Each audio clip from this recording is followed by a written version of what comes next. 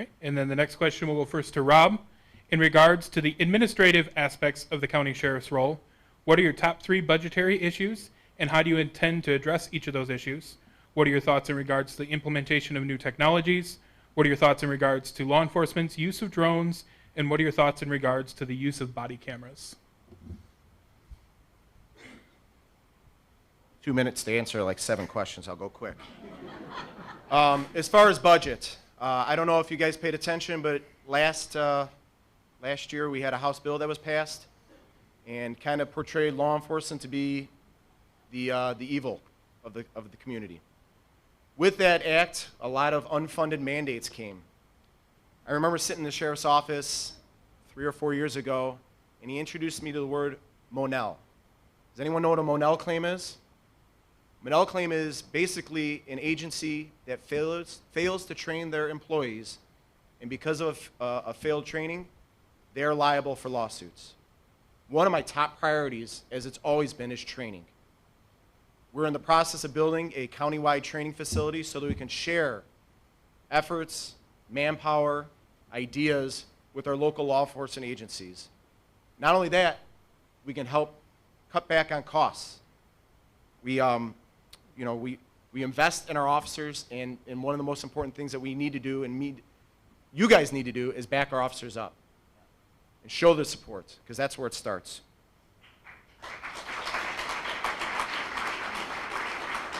Some other ways that we can work on our budget. In the jail, we talk about a SWAT program. You know, different ways that we can get individuals that were sentenced to nonviolent crimes or lesser crimes, that we can have them provide a service to the community. That cuts costs for individuals of non-for-profits, where they can go out and take care of their landscaping, or other things that we can have them do. We also are going to introduce a workforce program. Individuals that have been sentenced for a period of time, that we'll have the workforce crew come in, assess them, find out what they're good at, get them prepared for a job, so when they leave, they're not a drain on the community, that they aren't taking, welfare money, so they are prepared and they can contribute. Wow, technology. We talk about training. We met with individuals at Axon. They have virtual training that allows us to do amazing things. Scenario-based training is one of the points that we have to hit as it relates to our mandate. I think that's a way we can do it. Body cams, I'm all in. We brought Axon in as well for that, and we made sure that the policy and everything's ready to go by this summer, so that when we have to do it in January 1st of 2023, we're ready to go.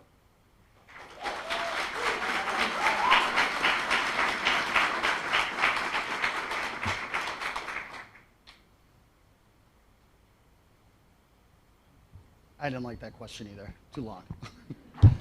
So obviously, the rising cost of goods and service is an issue. Unfunded training mandates are an issue, and so is wasteful spending. When I come into the office, one of the first things that I'll do is I will sit down and look at our budget, and I'm going to look and see where we can cut spending. Now, I'm not saying that the sheriff's office is wastefully spending money. That's not what I'm saying. What I'm saying is being a business owner, I know how to look at contracts, and I know how to look to save money. My business has been affected multiple times by the economy. One was the recession, and obviously one was the pandemic. What we did is we sat down, we negotiated with our contractors and our vendors, and we were able to survive that issue. And if we can do the same thing, in the sheriff's office, we can hopefully utilize some of that money and reappropriate it to the unfunded training mandates. Now, I know my opponent said that they're working on a training center, which I believe Bill Prim he's done a great job with that, and we appreciate that. But we will also make that available to all agencies, even if they can't afford to play or pay to play. I believe that training needs to go all around this county, and it doesn't matter whether you're a small agency or a big agency, but everybody needs to be welcomed into that training.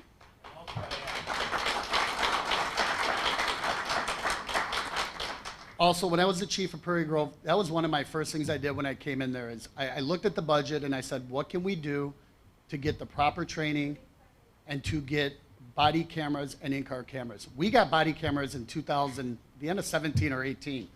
I think it is one of the most useful tools in law enforcement because it not only protects us as the officers, but it protects you as the citizens. Those interactions. Everybody walks around now with a camera in their hand. I mean, it's better for us to have those tools. And I'm glad to see that you guys are finally implementing them, although it took till it was mandated, which I don't understand. Thank you. I know I'm out of time.